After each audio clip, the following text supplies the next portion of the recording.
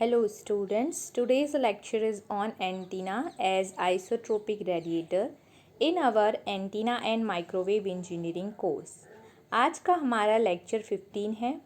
Previous lectures के लिए आप प्रीवियस वीडियोस देख सकते हैं। Please subscribe my channel for further updates and hit the bell icon. आइए शुरू करते हैं antenna as isotropic radiator. Antenna जैसे आप अपने मोबाइल में देखते हैं, आप बहुत जगह पे एंटीना का यूज़ करते हैं। तो आप देख रहे हैं कि एंटीना जो है आपका क्या कर रहा है, जब भी हम सिग्नल को ट्रांसमीटर से भेजना चाहते हैं तो आपके सिग्नल को इलेक्ट्रोमैग्नेटिक वेव्स में कन्वर्ट करने के लिए एंटीना हमारा काम आता है। जब भी हम किसी भी ट्रांसमीटर साइड में भी हमारा एंटीना का यूज़ करते हैं जब हम ट्रांसमिशन करना होता है, और रिसीवर साइड में भी हम एंटीना का यूज़ करते हैं जब हमें रिसेप्शन करना होता है। आपके इस ट्रांस रिसीवर स्टेशन में भी एंटीना का यूज़ होता है। जब हम सिग्नल को भेजते हैं तो ये रिसीव करता है और फिर हमारा सिग्नल को ये फिर से ट्रांसमिट करता है। तो एंटीना क्या है? Antenna are basic component of any electric system and are connecting links between transmitter and free space. मतलब आपका ये इलेक्ट्रिक सिस्टम का बेसिक कंपोनेंट है जो कि आपके इलेक्ट्रिक सिस्टम को या फिर ट्रांसमीटर को फ्री स्पेस के साथ जोड़ता है, और इन रिसीवर साइड पे फ्री स्पेस को आपके रिसीवर से जोड़ता है। तो आपका एंटीना यहाँ पे भी यूज़ होगा ट्रांसमीटर साइड में, और आपका एंटीना रिसीवर साइड में भी यूज़ होता है। अब देखते हैं antenna are use to radiate electromagnetic energy. Antenna जो है आपका इलेक्ट्रोमैग्नेटिक एनर्जी रेडिएट करता है। इलेक्ट्रोमैग्नेटिक एनर्जी वह एनर्जी होती है जिसमें इलेक्ट्रिक फील्ड और मैग्नेटिक फील्ड परपेंडिकुलर होते हैं और एक थर्ड डायरेक्शन में फ्लो करते हैं। तो आप देखेंगे कि एंटीना जो है, antenna is a metallic device. ये एक टाइप की मेटेलिक डिवाइस है जहाँ पर किस फॉर्म में होती है, ये in the form of wire और रॉड। इस फॉर्म में हमारा एंटीना होता है। यूज्ड फॉर रेडिएटिंग और रिसीविंग रेडियो वेव्स। तो radio waves is the form of electromagnetic waves जिसे हमारी जो एंटीना है वो रेडिएट करता है और रिसीव करता है। तो ये एंटीना का काम है कि रेडियो वेव्स को रेडिएट करेगा और रेडियो वेव्स को रिसीव करेगा। An antenna serves as a structure providing a transition between a guiding device and a free space। ये एक ट्रांजिशन है, मतलब एक पार्ट है जहाँ से हम एक ट्रांसमिशन लाइन, मतलब guiding device, transmission line is a guiding device जो कि हमारे करंट को एक गाइडिंग पाथ प्रोवाइड करता है, और इस साइड आपका फ्री स्पेस है। तो इन दोनों के बीच का जो ट्रांजिशन पॉइंट है, the change of the medium, ये कौन प्ले करता है? ये हमारा एंटीना प्ले करता है। तो फिर से देखें, an antenna serves as a structure providing a transition between a guiding device and a free space. तो आपकी गाइडिंग डिवाइस यानी ट्रांसमिशन लाइन और आपके फ्री स्पेस मतलब आपकी एयर, उसके बीच में जो ट्रांजिशन पॉइंट है उसकी तरह आपका एंटीना जो है वो यूज़ होता है। अब आगे देखते हैं, antenna can also be defined as a transducer which convert radio frequency electrical current into electromagnetic waves. So आपका ट्रांसमिशन लाइन में फ्लो होने वाला जो इलेक्ट्रिकल करंट होता है और आपके फ्री इसमें होता है इलेक्ट्रोमैग्नेटिक वेव्स। तो एंटीना एक ट्रांसड्यूसर होता है जो कि कन्वर्ट करता है इलेक्ट्रिक करंट को इलेक्ट्रोमैग्नेटिक वेव्स में। तो एंटीना इज अ ट्रांसड्यूसर जो कि वन फॉर्म ऑफ एनर्जी मतलब इलेक्ट्रिकल करंट को अदर फॉर्म ऑफ एनर्जी मतलब इलेक्ट्रोमैग्नेटिक वेव्स में कन्वर्ट करता है of the same frequency as that of electrical current. Means कि जो इसकी जो फ्रिक्वेंसी होगी इलेक्ट्रोमैग्नेटिक वेव्स की सेम होगी as that of electric current जो हमारे ट्रांसमिशन लाइन में फ्लो होगा। अब देखते हैं, antenna is a an impedance matching device between free space and transmission line. तो फ्री स्पेस और ट्रांसमिशन लाइन के बीच में क्या करता है एंटीना, एक इम्पीडेंस मैचिंग डिवाइस है। अगर आप देखें इम्पीडेंस अगर मैच नहीं होता है तो ये जो दोनों डिवाइस में जो फ्लो ऑफ आपकी electrical current and electromagnetic current है वह पॉसिबल नहीं होगा। देयर शॉर्ट ऑफ लीकेज, वहाँ पे लीकेज हो जाएगा। तो इसलिए इम्पीडेंस मैचिंग करना बहुत ज़रूरी होता है। इम्पीडेंस मैचिंग हमारे इलेक्ट्रिकल सर्किट्स में भी होता है। तो इलेक्ट्रिक सर्किट्स में आप देखेंगे तो आपको एक टाइप से यहाँ पे सोर्स दिख रहा है, सोर्स का पर्टिकुलर एक इम्पीडेंस होगा और आपका लोड है, लोड का पर्टिकुलर एक इम्पीडेंस होगा। तो इन दोनों के इम्पीडेंस को मैच करने के लिए हम लोग एक इम्पीडेंस मैचिंग सर्किट लगाते हैं। उसी प्रकार हमारा एंटीना है, जो यहाँ का जो रेजिस्टेंस है, रेजिस्टेंस इज एक फॉर्म ऑफ इम्पीडेंस होता है। तो यहाँ पे जो रेजिस्टेंस है इस ट्रांसमिशन लाइन का और आपके ओपन एयर का, तो उन दोनों का जो रेजिस्टेंस है उसको क्या कर रहा है, धीरे धीरे क्या कर रहा है, मैच कर रहा है। तो एक तरीके से ये है इम्पीडेंस मैचिंग डिवाइस, जो कि फ्री स्पेस को, ट्रांसमिशन लाइन को के इम्पीडेंस को मैच करता है। अब आगे देखते हैं, एंटीना ट्रांसड्यूसर होते हैं। अब ये हिंदी में देख रहे हैं हम लोग। एंटीना ट्रांसड्यूसर होते हैं, जैसे हमने कहा, ये समान आवृत्ति मतलब सेम फ्रिक्वेंसी पर रेडियो आवृत्ति मतलब रेडियो फ्रिक्वेंसी इलेक्ट्रिक करंट को इलेक्ट्रोमैग्नेटिक वेव में बदल देते हैं। तो ये जो फ्रिक्वेंसी होती है इलेक्ट्रिक करंट की और इलेक्ट्रोमैग्नेटिक वेव की, वो क्या होगी, वो समान मतलब एक समान या सेम होगी। और ये क्या है, ट्रांसड्यूसर है, जो कि इलेक्ट्रिकल करंट को इलेक्ट्रोमैग्नेटिक वेव्स में बदल देते हैं। फिर देखिए, इसका उपयोग इम्पीडेंस मैचिंग डिवाइस की तरह किया जाता है, क्योंकि यह ट्रांसमिटिंग साइड पर ट्रांसमीटर तथा फ्री स्पेस को और रिसीविंग साइड पर रिसीवर तथा फ्री स्पेस को मैच करके जोड़ता है। तो आप देखेंगे ट्रांसमिटिंग साइड में ट्रांसमीटर और फ्री स्पेस में मैचिंग कर रहा है और सेम इसी प्रकार से रिसीवर और फ्री स्पेस में मैच कर रहा है। तो आप देखेंगे कि यहाँ पर जो है ये जो आपका सिस्टम है वो क्या मैच हो गया, इन दोनों का जो हमारा इम्पीडेंस है वो by using impedance matching device match हो जाता है।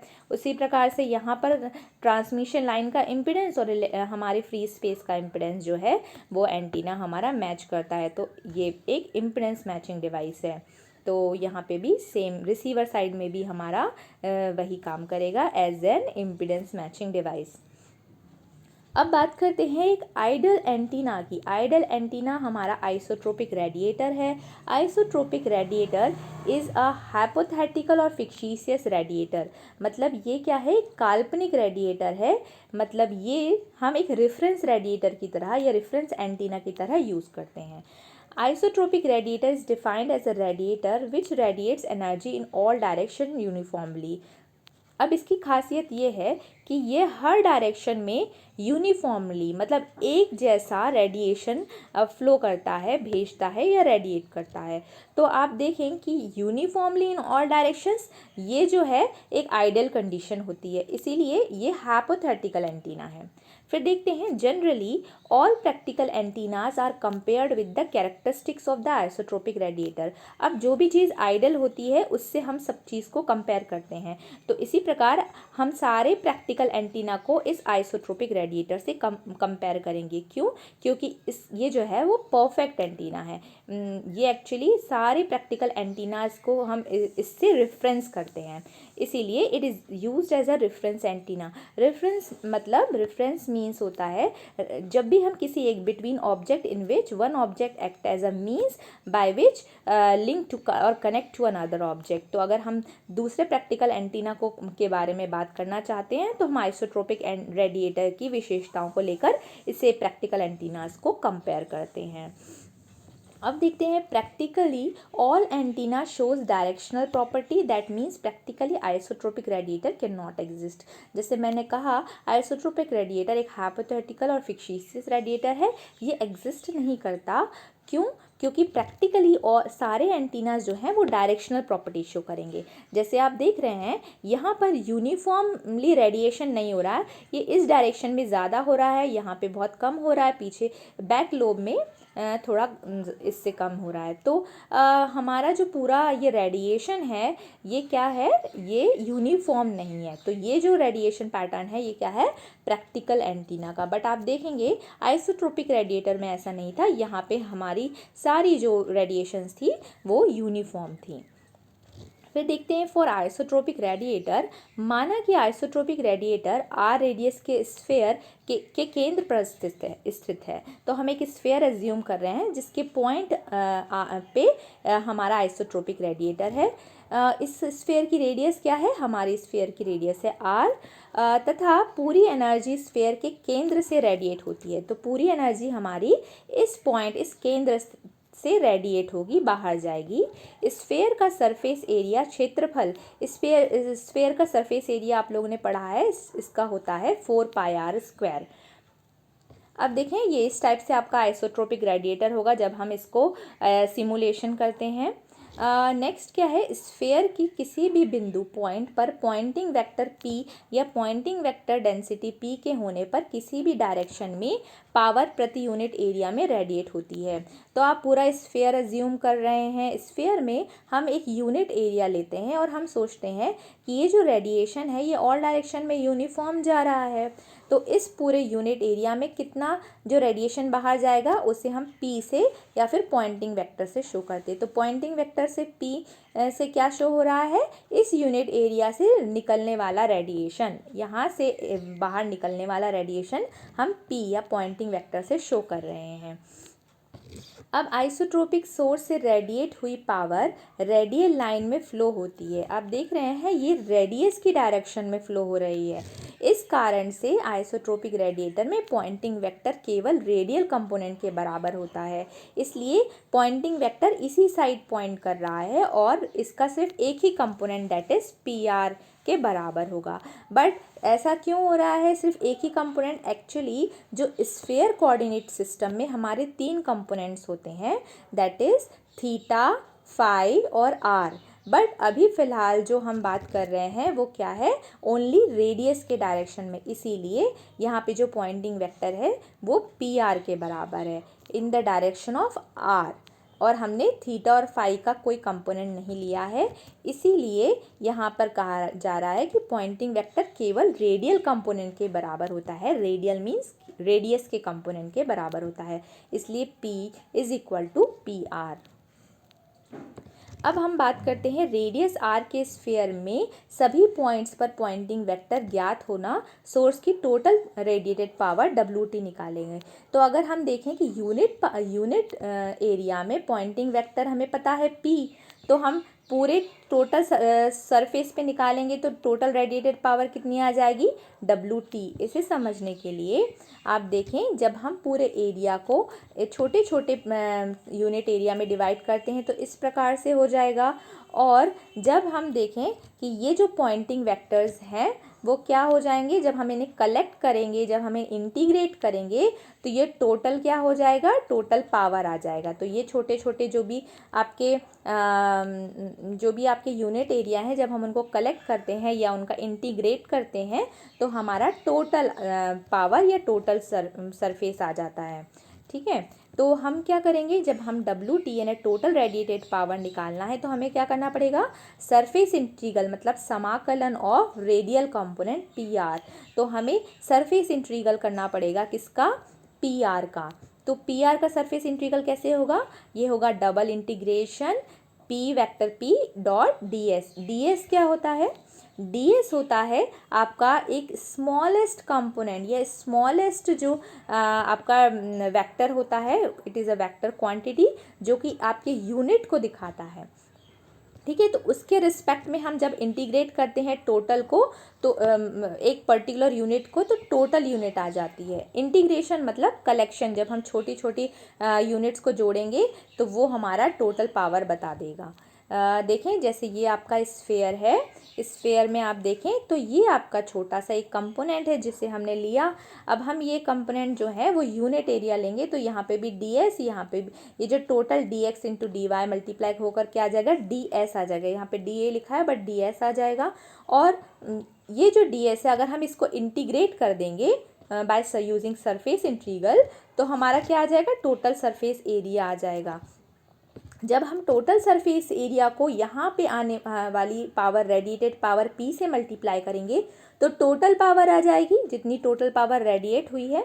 तो WT इक्वल टू क्या होगा, सरफेस इंटीग्रल ऑफ P को हम क्या लिख सकते हैं, क्योंकि ये रेडियल कंपोनेंट के बराबर है तो PR लिख सकते हैं इंटू DS। और आप जानते हैं कि जो अगर आपने इंटीग्रल किया, सरफेस इंटीग्रल ऑफ DS क्या होगा, 4πr²। 4πr² क्यों, क्योंकि total surface area of sphere is equal to 4πr²। तो टोटल सरफेस आ जाएगा। जब हम टोटल सरफेस में से PR को मल्टीप्लाई करेंगे, मतलब एक यूनिट पावर को मल्टीप्लाई करेंगे, यूनिट एरिया में से जो रेडिएट पावर को मल्टीप्लाई करेंगे तो टोटल रेडिएटेड पावर आ जाएगी। मतलब टोटल पावर जितनी स्फीयर से रेडिएट हुई है वो आपकी आ गई।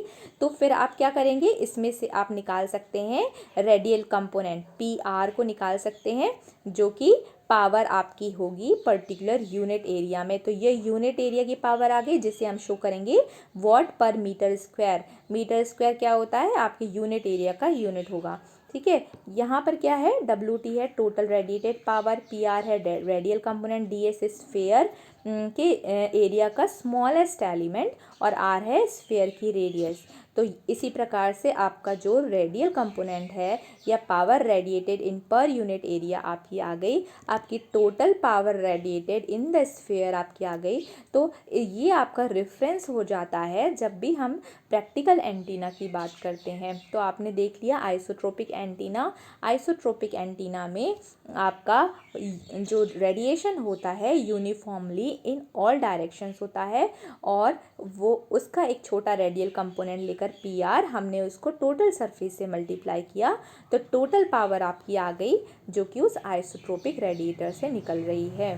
तो इससे हम एक यूनिट पावर भी निकाल सकते हैं, और इसे हम रेफरेंस का यूज़ करके हम प्रैक्टिकल एंटीना को कंपेयर कर सकते हैं। तो आज के लिए बस इतना ही। Thank you to all of you.